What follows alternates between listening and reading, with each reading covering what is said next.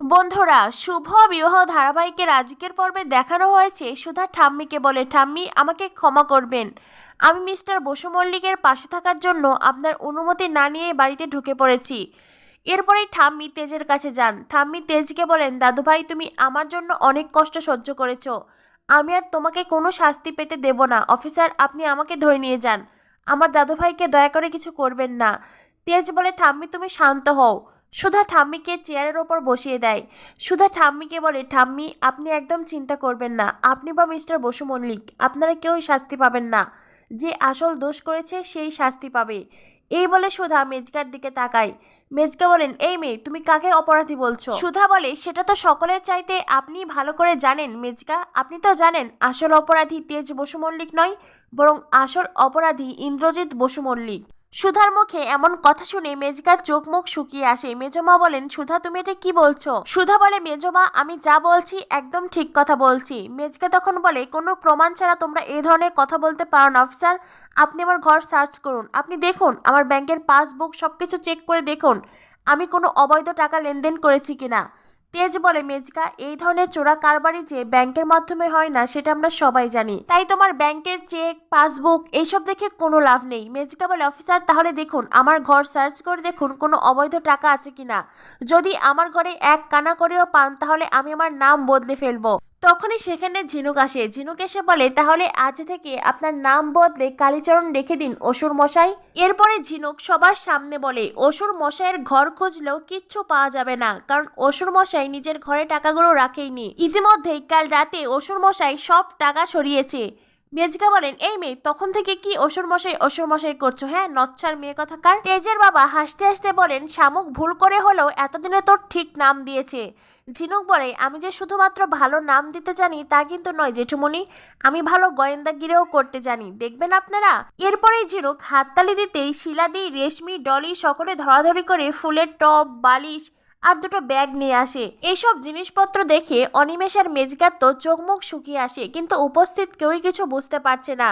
তেজ ব্যাগের মুখ খুলতেই মেজকা বলেন, এগুলোতে তো মাটি আছে, তো মাটি। তেজ বলে, মাটি না কি আছে দেখাচ্ছি। এ বলে তেজ ব্যাগগুলো ওপর করতেই সেখান থেকে টাকা মাটি বেরিয়ে আসে।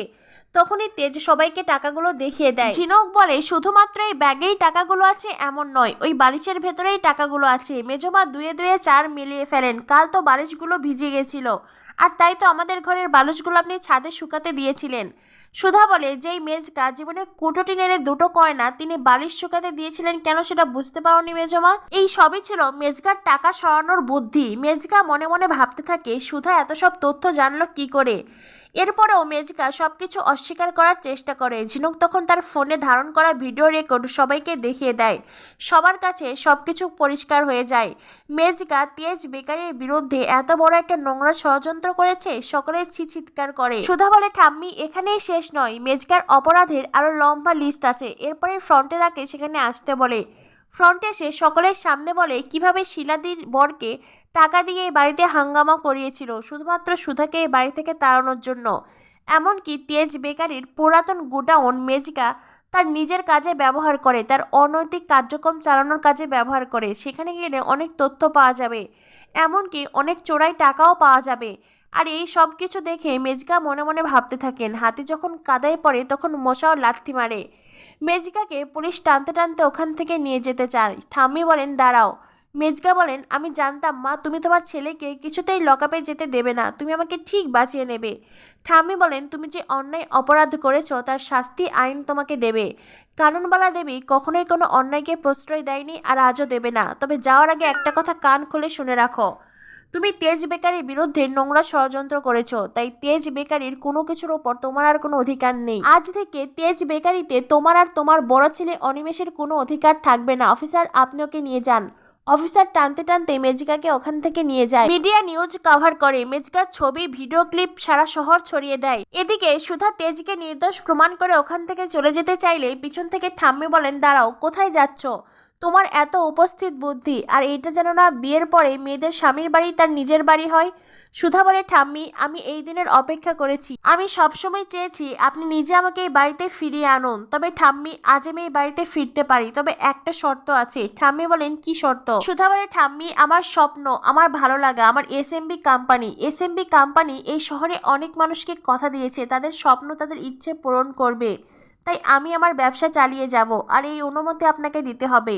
আমাকে মেনে নিতে হলে আমার ব্যবসা আমার স্বপ্নকেও মেনে নিতে হবে। ঠাম্মি তখন চুপ থাকেন। দাদু ঠাম্মিকে বোঝায়, ঘরের লক্ষ্মীকে এভাবে যেতে দিও না, সব শর্ত মেনে নাও। সুধা বলে, দাদু ঠাম্মি হয়তো এখন আমার ব্যবসা করাকে মেনে নিতে পারছেন না, আপনি প্লিজ ঠাম্মিকে জোর করবেন না। সুধা ওখান থেকে চলে যেতে চাইলেই ঠাম্মি বলেন, দাঁড়াও মেয়ে, তুমি কাননবালা দেবীকে আধুনিকতা শেখাচ্ছ? যে সময়ে মেয়েরা ঘোমটা দিয়ে হেসেল সামলিয়েছে, বাড়ির অন্দরমহলে থেকেছে, সেই সময়ে আমি বাহিরে বের হয়েছি, তেজ বেকারিকে দাঁড় করিয়েছি, এতকাল তেজ বেকারি দেখে শুনে রেখেছি, আর তুমি আমাকে আধুনিকতা শেখাচ্ছ? হ্যাঁ আমি মানছি আমি সব কিছু মেনে নিতে পারিনি, আমার জীবন শুরুর দিকে আমার জীবনেও কিছু দুর্ঘটনা ঘটেছিল, তাই আমি আমার পরিবারে এত নিয়ম শৃঙ্খলার মাঝে মেয়ে বউদের বেঁধে রেখেছি। তবে আজ তুমি আমার চোখ খুলে দিয়েছো, তুমি আমাকে বুঝিয়েছো মেয়েরা বাহিরেও লড়াই করে জিততে পারে, আর তাই আমি তোমার সব শর্ত মেনে নিলাম। তবে হ্যাঁ, এখানে আমার একটা শর্ত আছে। ঠাম্মি সুধাকে কি শর্ত দেবে এটা তো আমরা আগামী এপিসোডেই জানতে পারবো।